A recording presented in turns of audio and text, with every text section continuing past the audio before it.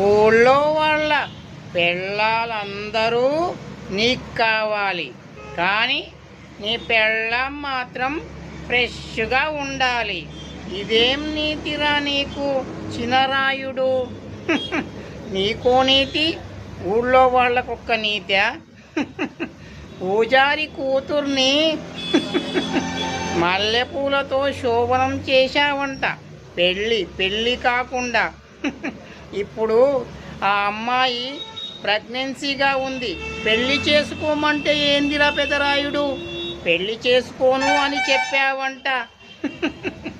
ఈ విషయం నేను పెద్దితో చెప్తాను. అర్థమయ్యిందా? పెద్దితో చెప్తాను.